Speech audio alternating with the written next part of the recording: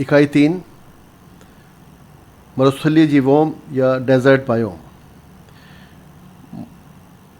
मरुस्थल पृथ्वी का वह भाग है जहाँ पर वर्षा कम होती है तथा नमी की कमी के कारण साधारण जंतुओं का जीना मुश्किल हो जाता है।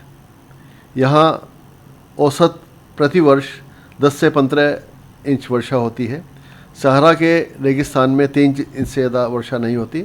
वर्षा अनियमित तथा कभी कभी कई वर्षों तक नहीं होती।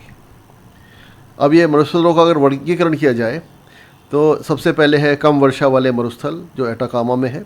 ठंडे मरुस्थल आल्प लेह लद्दाख के अंदर है। गर्म मरुस्थल सहारा तथा थार राजस्थान आदि के क्षेत्र में है। कम पोषक तत्वों वाले मरुस्थल उत्तरी अमेरिका के मरुस्थल इस श्रेणी में आते हैं। और विषैले परिस्थितियों वाले मरुस्थल ज्वालामुखी के समीप पाए जाने वाले मरुस्थल जापान के अंदर आते हैं। अत्यधिक नमक वाले मरुस्थल अटाकामा चिली के अंदर और दक्षिण अमेरिका के अंदर आते हैं। अब हम गर्म मरुस्थल के विषय में थोड़ी चर्चा करेंगे। मरुस्थल की विशेषताएं। जल की कमी। वर्षा कम होने के कारण मरुस्थल में जल की कमी होती है, साथ ही साथ प्राकृतिक जल स्रोत भी कम पाए जाते हैं। दूसरा है ताप की पराकाष्ठा। दिन के समय तापमान बहुत अधिक होता है तथा आपेक्षिक आर्द्रता बहुत कम होती है, जिसके कारण जंतुओं का दिन के समय मरुस्थल में घूमना मुश्किल हो जाता है। रात्रि के समय तापमान बहुत कम हो जाता है। दिन और रात के तापमान में कभी कभी 40 डिग्री सेंटीग्रेड का भी अंतर पाया जाता है। अंधड़। गर्म मरुस्थलों में नमी की कमी के कारण समय समय पर आंधियाँ और धूल के गुबार चढ़ते हैं, जिन्हें अंधड़ के नाम से जाना जाता है। इसमें मरुस्थल में वनस्पतियों की कमी या अभाव होता है। केवल मरुस्थलीय पौधे ही यहाँ पर कुछ मात्रा में उग सकते हैं। शीत मरुस्थल जो है ये तिब्बत लद्दाख आदि में वर्षा 15 से 26 सेंटीमीटर होती है। जाड़ों में तापमान -2 तक चला जाता है और गर्मियों में 21 से 26 डिग्री सेंटीग्रेड तक रहता है। अब मरुस्थलीय वनस्पतियों पर अगर चर्चा की जाए तो सबसे पहले है ड्रॉट इवेटर, सूखे से बचने वाले पौधे। ये पादप जिनके स्पोर्स या बीज मिट्टी के अंदर लंबे समय तक प्रतिकूल परिस्थितियों में जीवित रह सकते हैं। जिस समय बारिश होती है इन जीवों में अंकुरण जर्मिनेशन हो जाता है और पौधे निकल आते हैं। अफ्रीका में पाए जाने वाले पौधे बारिश में 8-10 दिन के अंदर ही दिखाई देने लगते हैं।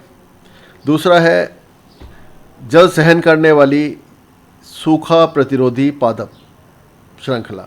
ये मुख्य रूप से मरुस्थलीय पौधे होते हैं जिसमें कुछ मरुस्थलीय विशेषताएं पाई जाती हैं, जैसे पत्तियों का अभाव होना, कांटों का पाया जाना, पौधे के बाहर आवरण में जल का आदान प्रदान न होना, कुछ पौधों में जड़ों में पानी संग्रहित करने की क्षमता पाया जाना, कुछ झाड़ियों मरुस्थल में पाई जाती हैं जो कि स्वयं को उस वातावरण के अनुकूल ढाल लेती हैं, जैसे नागफनी।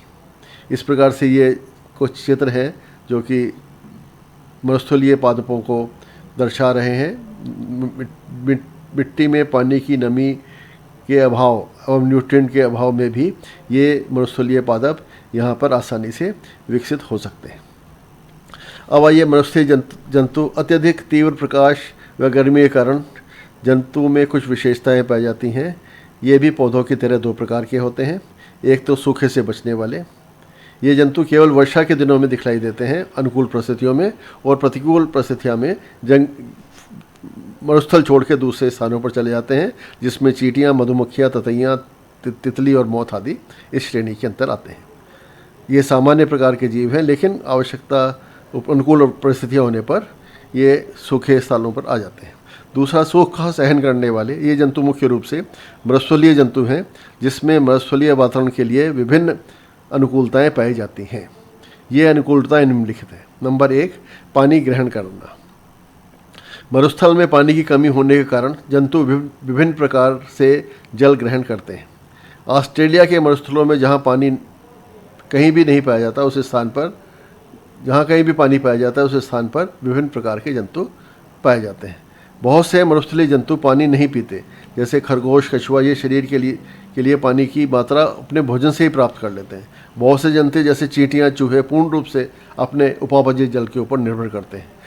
मांसाहारी जंतु अपने शिकार के शरीर में उपस्थित जल को भोजन के रूप में उपयोग में लाते हैं। कुछ जंतु रात्रि के समय पौधों पर एकत्र ओस की बूंदों को ग्रहण करके अपनी जल की आवश्यकता की आपूर्ति करते हैं। कुछ जंतु जैसे मोल्च, छिपकली की त्वचा हाइग्रोस्कोपिक होती है तथा ब्लॉटिंग पेपर की तरह वातावरण से नमी का अवशोषण करने में सक्षम हो जाती है। दूसरी श्रेणी है जल संग्रहण। मरुस्थलीय जंतुओं में जल संग्रह करने की क्षमता पाई जाती है। कुछ कीटों में की त्वचा के बाहर मोम की एक परत पाई जाती है जिससे जल वाष्प में कमी आती है। मरुस्थलीय जंतु के शरीर का बाह्य आवरण कड़ा होता है जिसमें पानी का अपव्यय रुकता है। शरीर पर शल्क, कांटे आदि पाए जाते हैं जो कि जल को रोकने का कार्य करते हैं। सरीसृप तथा पक्षी वर्ग में उत्सर्जी पदार्थ यूरिया के स्थान पर यूरिक एसिड होता है जिससे जल का अपव्यय रुका जा सकता है। मरुस्थलीय जंतु केवल रात्रि के समय क्रियाशील होते हैं, दिन के समय ये किसी गड्ढे आदि में छुपे रहते हैं। कुछ जंतुओं जैसे यूरोमेस्टिक्स में आंत्र वाले भाग में जल संग्रहण करने की क्षमता पाई जाती है। सैंड लिजार्ड रेत में पाई जाने वाली छिपकली है जिसके शरीर पर कांटे पाए जाते हैं।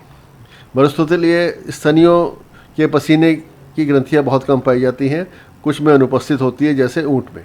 ऊँट में र्यूमन जो कि आमाशय का भाग होता है जल ग्रहण करता है जिसमें एक बार पीने के बाद लंबे समय तक उसको जल की आवश्यकता नहीं रहती।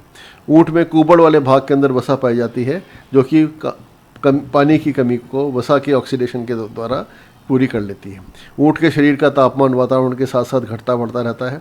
ऊँट में यदि 30% तक भार में कमी भी आ जाती है तब भी उसका कोई पूरा प्रभाव नहीं पड़ता क्योंकि जल जंतु के रक्त से न निकलकर टिश्यू से निकलता है। श्वसन के समय जल हानि को रोकना।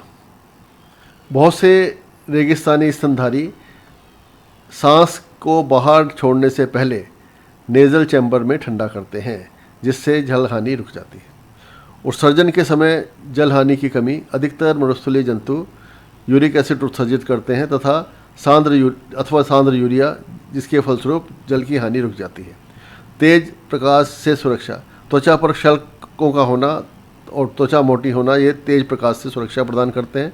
टांगें लंबी होती हैं जो कि तेज दौड़ने में कूदने में सहायक होती हैं। साथ ही शरीर जमीन से दूर हो जाता है और गर्मी का प्रभाव कम होता है। बहुत से जंतु बिलकारी होते हैं जहाँ पर ताप का प्रभाव कम होता है।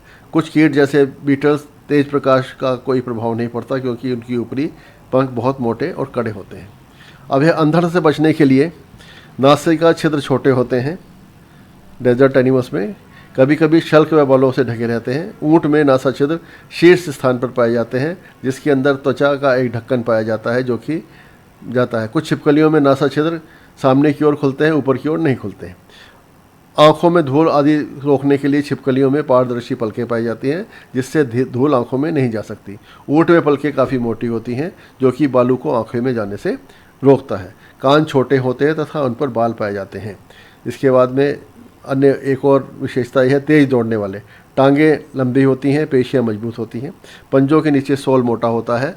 ऊँट व ऑस्ट्रिच के अंदर पाँवों में पैड्स पाए जाते हैं जो कि इन्हें तेज दौड़ने में सहायक होते हैं। अब है रंग।